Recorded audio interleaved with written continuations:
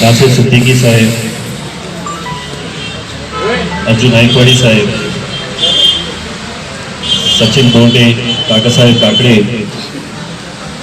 आणि आज हे कार्यक्रम होत आहे माझ्या पार्टीतले आणि दलित चळवळीतले एक खूप मोठे आणि माझे जवळचे अरुणभाई बोर्डे.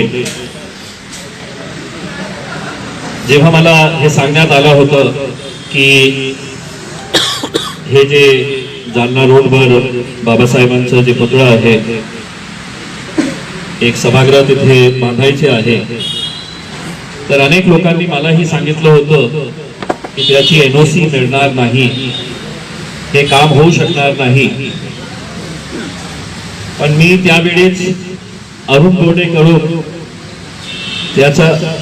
त्यांना बघून हे सांगितलं होतं की अरुण बोर्डे है तो मुमकिन है. आणि अरुण बोर्डेने ते सगळं जे पेपर वर्क करायचं होतं ते करून घेतले आणि आज आपण त्याचा शुभारंभ करत आहे. फक्त हे काम झालेलं आहे असं नाही आहे. आज सचिन बोर्डेने, अरुण बोर्डेने जे सांगितलेले आहे, एक 10 दिवस पूर्वी मी उस्मानपुऱ्याला गेलो होतो आणि उस्मानपुरेमध्ये जे बुद्ध विहार आहे त्याच्या कामाचा मी शुभारंभ केला. 1 महिन्यामध्ये ते काम पूर्ण केले आणि जेव्हा ते त्याच्या उद्घाटनासाठी मी गेलो आणि त्यावेळी मला असं सांगण्यात आलं होतं की या बुद्ध विहारामध्ये बाबासाहेबांचे स्पर्श लागले होते, तर त्याच वेळी मी निर्णय घेतला आणि अजून 5 लाख रुपये तिथे ऍडिशनल ग्रांट करून तिथे सगळे पेवर ब्लॉक्स पण लावले. मागच्या आठवड्यामध्ये काकासाहेब काकडेंनी ब्रिजवाडीमध्ये केली होती, त्याचा शुभारंभ मी केलं. आणि एक खासदार असल्यामुळे जे शहरामध्ये काम सुरू आहे ते तर तुम्ही बघतच आहे, पण ग्रामीण क्षेत्र ही माझ्या क्षेत्रामध्ये येतं. आज खंडाला असू द्या किंवा ग्रामीण क्षेत्रामध्येही खूप सारे बुद्ध विहार असू द्या, सभागृह असू द्या, दलित वस्तीमध्ये त्याचेही काम सुरू आहे. आणि मी आपल्याला एक शब्द देतो, जे लोक रेकॉर्डिंग करत आहे त्यांनी हे रेकॉर्डिंग ठेवायला पाहिजे. मी 5 वर्षासाठी बाबासाहेब आंबेडकरांच्या आशीर्वादाने आणि तुमच्या सहकार्याने, फक्त आणि फक्त तुमच्या सहकार्याने मी आज लोकसभेमध्ये जाऊन बसलेला आहे. आणि खऱ्या अर्थानं मी या समाजाचा ऋणी आहे, कारण तुम्ही जे केलेलं आहे हे देशाला एक दाखवलेलं आहे. आपण एकत्र आले तर आपण काय करू शकतो, जसं दिनकर दादांनी सांगितलेलं आहे. म्हणून मी आपल्याला शब्द देतो की मागच्या 20-25 वर्षामध्ये दलित वस्त्यांमध्ये इतकं काम झालेलं नसेल जितकं 5 वर्षामध्ये मी करून दाखवणार आहे. आकडे सहित, एरिया सहित आणि पैसे सहित की किती पैसे कोणत्या वॉर्डामध्ये कशासाठी खर्च करण्यात आलेला आहे हे सगळे दाखवणार आहे. दिनकर दादा ने, गौतम खरात साहब ने जो बात बताई है ये सही बात है कि हमने पूरे देश को दिखाया, पूरे देश भर में दिखाया कि अगर दलित और मुसलमान एक साथ मिलकर अगर आ सकता है तो हम क्या कर सकते हैं. अगर मैं ये बात कह रहा हूं तो आज पहली बार कह रहा हूं, ऐसा नहीं है.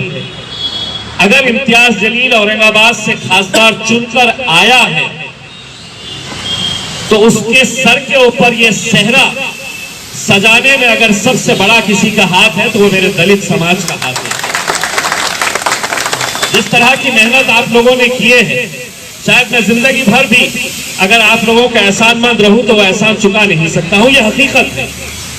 लेकिन हम भी चाहते थे, हम पूरी ईमानदारी के साथ पूरे दिल से हम ये चाहते थे कि विधानसभा के अंदर भी ये हमारी यूटी रहना चाहिए.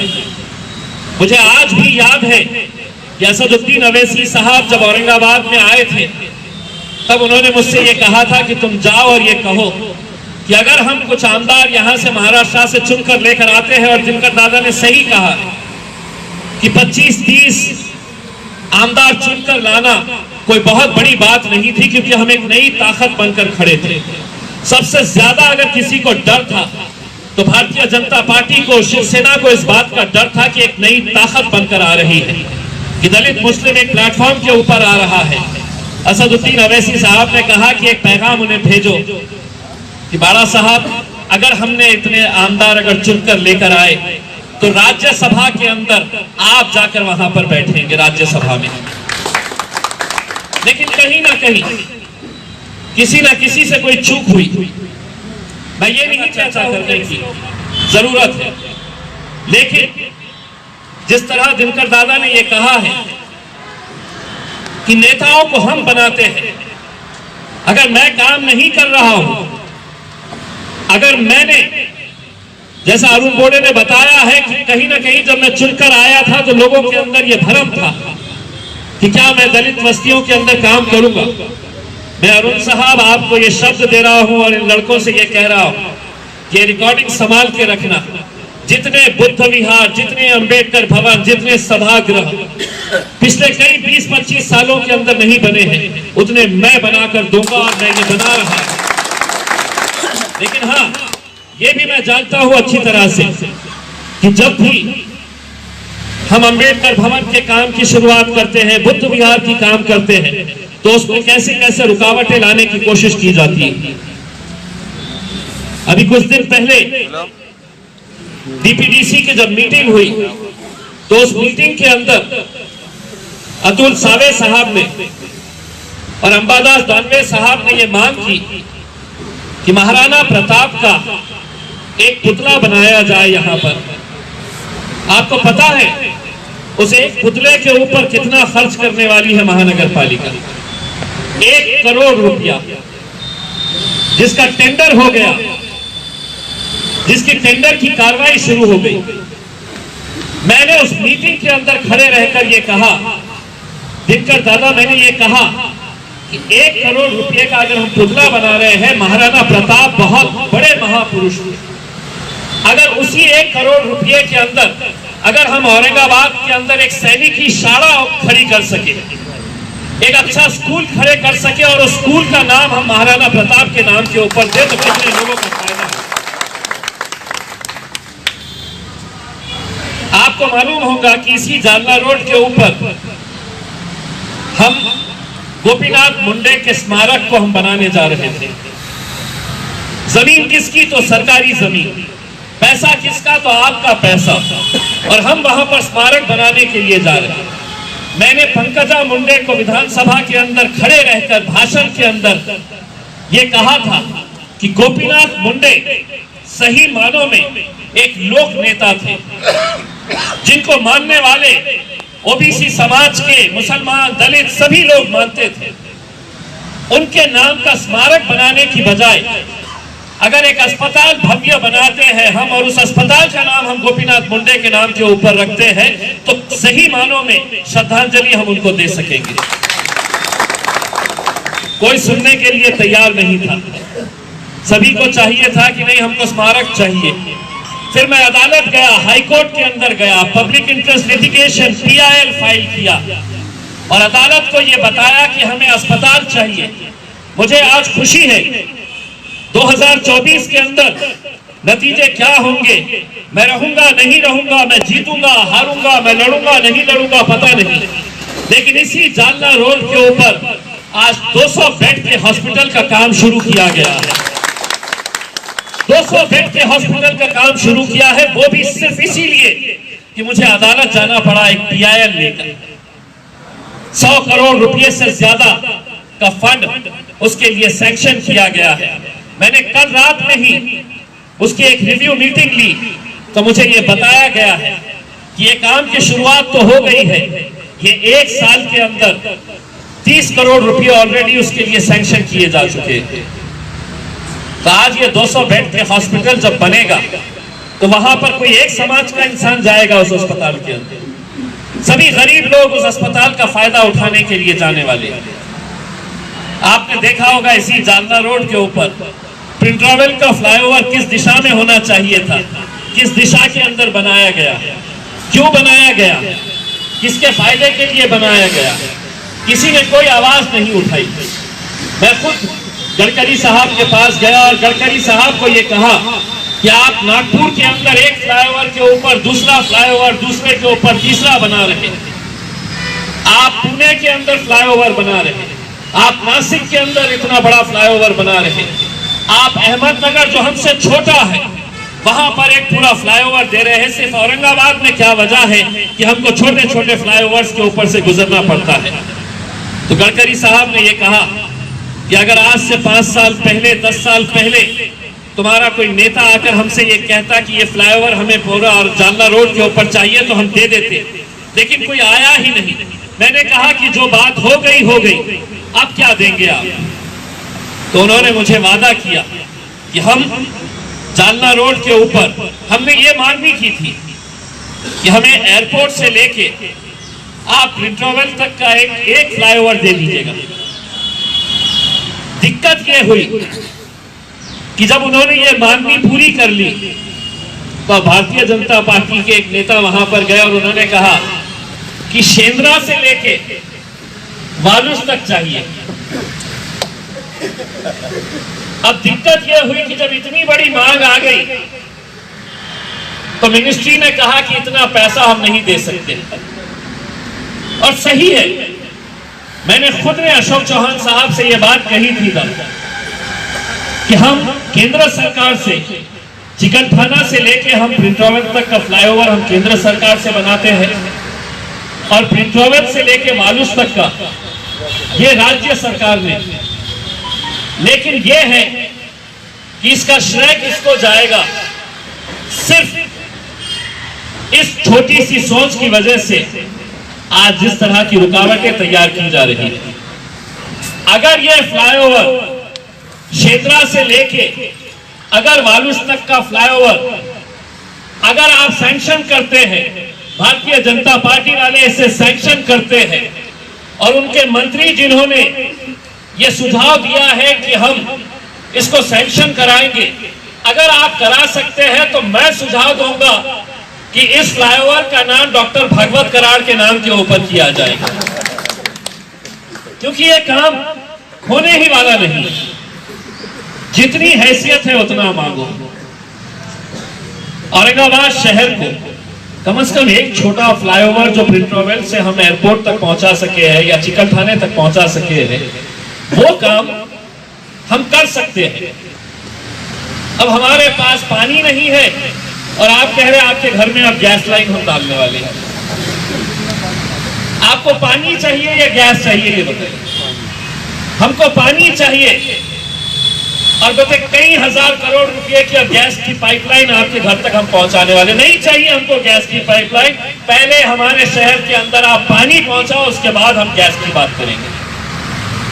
लेकिन अब चूंकि निवडणूक आ रही है, इलेक्शन आ रहा है, तो बड़े बड़े सपने आपकी आंखों में सजाए जा रहे हैं। मेट्रो की बात की जा रही है। अब औरंगाबाद में मेट्रो, आप हमें जालना रोड के ऊपर अगर एक पूरा फुल फ्लाईओवर दे देते हैं तो हमें मेट्रो की आज जरूरत नहीं है। लेकिन जो काम होना है वही काम नहीं कर रहे और उसके बाद आप बड़े बड़े सपने दिखा रहे हैं। तो उनको मालूम है कि आज हमारे पास दिखाने के लिए क्या है, तो कुछ नहीं है। तो बड़े बड़े सपने दिखाओ, फिर लोगों के बीच में जाओ कि मैं गैस ला रहा हूं, मैं मेट्रो ला रहा हूं। अगर 1 करोड़ रुपए का एक स्टैच्यू के लिए महानगर पालिका के कमिश्नर और अधिकारी वहां पर खड़े रहकर ये कहते हैं कि 1 करोड़ रुपए का हम स्टैच्यू अगर महाराणा प्रताप के लिए हम बना रहे हैं, तो महाराणा प्रताप बहुत बड़े थे, इसमें कोई दो राय नहीं है। लेकिन 1 करोड़ वहां खर्चा कर रहे हैं, तो जिस इंसान ने इस देश को संविधान दिया है, बाबा साहब अम्बेडकर, उसके 50 लाख रुपए का स्टैच्यू के लिए आप यहां पर क्यों नहीं खर्चा करा? उनके जहां पर भी बाबा साहब के पुतले जहां पर भी लगे हैं, उसको बनाने के अंदर 25 लाख 50 लाख क्यों नहीं आप दे रहे? सिर्फ खासदार निधि और थोराट साहब 2 साल से 1 रुपया खासदार निधि नहीं दी गई है। 1 रुपया। जब खासदार चुनकर आता है तो उसका अधिकार होता है कि खासदार निधि के जरिए हम पैसा कहां खर्चा करते हैं, तो इसी अंबेडकर भवन के अंदर किसी गरीब बस्ती का रोड बनाने के लिए, किसी इलाके के अंदर लाइट लाने के लिए, ड्रेनेज का काम करने के लिए, यही पैसा। लेकिन अगर 2 साल से मोदी सरकार ने 1 रुपया खासदार निधि के अंदर नहीं दिया है। क्यों? क्योंकि कोरोना आया है और कोरोना की वजह से सरकार के पास पैसा नहीं है, तो इम्तियाज जलील को 1 रुपया भी नहीं दिया जाएगा। तो उसी मोदी सरकार से मैं ये पूछना चाहता हूं, अगर मेरे खासदार निधि तुम रोक सकते हैं, तो एक नई पार्लियामेंट बिल्डिंग जिसकी कीमत 20,000 करोड़ रुपए की है, 20,000 करोड़ रुपए, कितने महीने के अंदर बनाई जा रही है? 18 महीने के अंदर ये 20,000 करोड़ रुपए की नई पार्लियामेंट की बिल्डिंग बनाई जा रही है, सिर्फ इसलिए कि खासदारों को बैठने में आसानी हो सके, खासदार आराम से बैठ सके। हमको नहीं चाहिए। लंदन में आज भी जो उनका पार्लियामेंट है, वहां पर जो पुराना पार्लियामेंट की बिल्डिंग है, वहां पर अगर खासदार जाता है, जो पहले गया वो कुर्सी पे बैठता है, और जो देर से गया तो वो सीढ़ियों के ऊपर बैठ के अपना कामकाज चलाता है। आज भी उन्होंने अपने पार्लियामेंट की बिल्डिंग को तोड़ा नहीं है, ये सोचकर कि हमारे खासदार बड़ी आराम से बैठ सके तो हम एक नया पार्लियामेंट बनाएं। हमारी भी पार्लियामेंट की बिल्डिंग बहुत अच्छी है। हमें ये सोचना चाहिए कि आज उस पार्लियामेंट के अंदर हो, आज उस विधानसभा के अंदर हो, हम कितने अपने लोगों को भेज सकते हैं। और जैसा गौतम खरात साहब ने बताया, ये बिल्कुल सही बात है। एक पीरियड के अंदर हम ही लोग आपस में लड़ा करते थे, यही हाल मुसलमानों का भी था। सबसे ज्यादा अगर आज मुझे कोई तकलीफ देता है तो कोई गैर समाज का नहीं है, सबसे ज्यादा रुकावटें अगर कोई पैदा करता है तो मुसलमानों के ही देता है, जिनको ऐसा लगता है कि ये खासदार बन गया है तो हमारी तो दुकानें ही बंद हो गई। लेकिन आज 5 साल का लोगों ने मुझे चुनकर दिया है, और मैं एक एक वोटर, चाहे वो मुसलमान समाज का हो या दलित समाज का हो, मैं उनसे वादा करता हूं, मैं आपके एक एक वोट का कर्जदार हूं, और मैं आपका कर्ज इन 5 सालों के अंदर जरूर चुकाऊंगा। क्योंकि आप लोगों ने मेरे लिए जो मेहनत की थी, मुझे आज भी मालूम है। गांव के अंदर जब मैं जाता था तो कितनी ऐसी महिलाएं थी जो मेरा नाम भी बराबर से नहीं जानती थी, लेकिन उनको यह आदेश था कि पतंग के ऊपर मोहर लगानी है। कितनी ऐसी हमारी बुजुर्ग लोग थे गांव के अंदर जिन्होंने कभी मुझे देखा नहीं था, लेकिन वो भी सुबह उठकर गए और उन्होंने मतदान किया। इसी वजह से आज पूरे हिंदुस्तान में, पूरे भारत देश के अंदर हमने एक इतिहास पैदा किया, और वो इतिहास अगर दिनकर दादा जैसे लोग आज एक बार फिर इसका नेतृत्व करते हैं और ये कहते हैं कि नहीं, हम एक बार आ सकते हैं, एक ताकत बनकर खड़े रह सकते हैं, तो यकीन मानिए महाराष्ट्र के अंदर जो एक दहशत थी, और किसकी दहशत थी? दहशत बाड़ा साहब की थी। बाड़ा साहब से लोगों को डर लगता था, भाजपा को डर लगता था, शिवसेना को डर लगता था, कांग्रेस राष्ट्रवादी को लगता था। इसलिए लगता था कि वो जानते थे कि ये वोट जो है ये हमारी जागीर है, इसके ऊपर कौन अधिकार लेने आ रहा है, कौन इनको इकट्ठा करने का काम कर रहा है, वही बाड़ा साहब कर रहे थे। वही है, किसी न किसी से अगर हमसे भी गलती हुई है तो हम उस गलती को मानेंगे, लेकिन इस पूरे प्रक्रिया के अंदर आपको भी यही बताया जाता है कि इस पूरे प्रक्रिया के अंदर अगर ये युति टूटी है तो इम्तियाज जलील इसका विलन है। हकीकत मैं जानता हूं, अरुण बोडे जानता है, मेरे साथ जुड़े हुए जितने भी दलित समाज के नेता थे वो हकीकत जानते हैं कि हमने कैसी कोशिश की थी, हमने आखिर तक कैसे ये युति रहे इसके लिए हमने कोशिश की थी। उसके बावजूद भी अगर हमसे कोई गलती हुई होगी तो हम गलती का एतराफ करेंगे, हम मानेंगे कि हमारी से ये गलती हुई है। लेकिन आज वक्त ये चीख चीख कर कह रहा है कि हमको दोबारा एक ताकत बनकर खड़े रहने की जरूरत है। और वो ताकत अगर हम दोबारा खड़ी कर सके तो यकीन मानिए कि जो हम औरंगाबाद में कर सके वो महाराष्ट्र के अलग अलग शहरों के अंदर भी कर सकते हैं। आज भी बहुत देर नहीं हुई है। मुझे खुशी इस बात की होती है जब मैं अरुण बोडे जैसे नौजवान लड़कों को देखता हूं। आज अगर अरुण बोडे इस मुकाम के ऊपर पहुंचा है तो मुझे मालूम है कि अरुण बोडे के पीछे कैसे कैसे लोगों को लगाया गया था। मुझे मालूम है कि अमितेश कुमार जब यहाँ पर पुलिस कमिश्नर थे तो उसकी पूरी फाइल तैयार कर दी गई थी। पुलिस वाले जाकर बताते थे कि ये वो भाऊ है जिसके ऊपर ऐसे ऐसे केसेस है। मैं अमितेश कुमार के साथ लड़ा हूं उनके कैबिन के अंदर बैठ के। मैंने कहा हो सकता है अरुण बोडे के ऊपर जो पुराने केसेस है, लेकिन कमिश्नर साहब आप बताइए 2014 से ये लड़का मेरे साथ जुड़ा है, कौन सा केस इसके ऊपर है?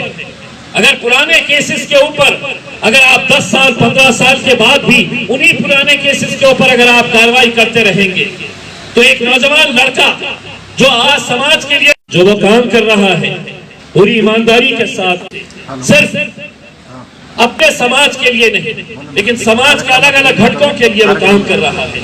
और मैं चाहूंगा कि शहर के अंदर अरुण बोडे जैसे और बहुत सारे नेता तैयार होने चाहिए।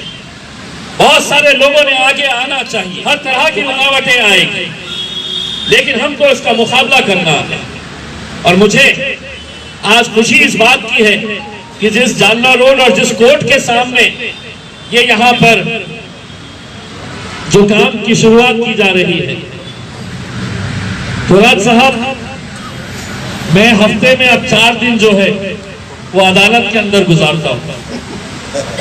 इतने सारे केसेस मेरे ऊपर रजिस्टर किए गए हैं जिनका मेरे से कोई लेना देना नहीं।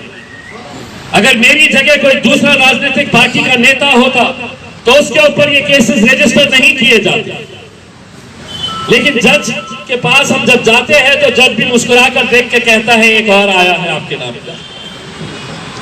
इतने केसेस सिर्फ ये समझते हैं कि मैं इनसे डरूंगा, मैं इनसे घबरा जाऊंगा, मैं इनसे आकर इनके पेट में मुंडी डालूंगा और कहूंगा कि साहब ये मत करिए। इनको ये मालूम नहीं है जिस मुकाम के ऊपर मैं खड़ा हुआ हूं वो मुसलमानों की और दलितों की ताकत के ऊपर खड़ा हुआ हूं। पद छोड़ सकता हूं लेकिन झुकूंगा नहीं इनके सामने। ये सोच है। बस आप लोगों का आशीर्वाद, आप लोगों का साथ चाहिए। मैंने सिर्फ यहीं पर नहीं, आज मुझे ये बताया गया है कि अगर इसके लिए और फंड की जरूरत पड़ेगी, मैं चाहूंगा कि औरंगाबाद का सबसे खूबसूरत अगर कोई सभागृह रहे तो चूंकि जालना रोड से हर कोई जाता है, हाईवे है, तो ये खूबसूरत रहे। पैसे की कोई कमी नहीं होगी उसमें, पैसे की कोई कमी नहीं होगी। आप सिर्फ इतना ख्याल रखिएगा कि ये औरंगाबाद के सबसे खूबसूरत। और अरुण भाई जब करते हैं तो मैंने अरुण भाई के घर के बाजू का भी एक देखा हूँ, इतना भव्य उन्होंने बना दिए है। अरुण के अंदर वो कला है कि कहाँ से क्या निकालना है और कैसे निकालना है उसको अच्छे तरीके से आता है। तो अरुण भाई की ये जो कला है वो उसके अंदर मैं पूरी तरह से साथ दूंगा। और यकीनन सिर्फ यही नहीं, इसके आगे भी अगर कहीं पर भी, चूंकि यहाँ पर बहुत सारे हमारे दलित युवक अलग अलग इलाकों से आए हुए हैं, अम्बेडकर चळवळी से एक फंड होता है जिसका इस्तेमाल सिर्फ दलित बस्तियों के अंदर किया जाता है। अगर और भी आपको लगता है कि हमारे इस इलाके के अंदर बुद्ध विहार होना चाहिए या और कोई सभागृह होना चाहिए तो यकीनन मैं आपको वादा करता हूं कि मैं वहां पर भी पूरी तरह से बनाऊंगा। सिर्फ उसके पेपर कागजात जो है वो आप जमा करके मेरे पास लेकर आइए, मेरे पास दीजिए और मैं यकीनन करूंगा। बहुत बहुत धन्यवाद।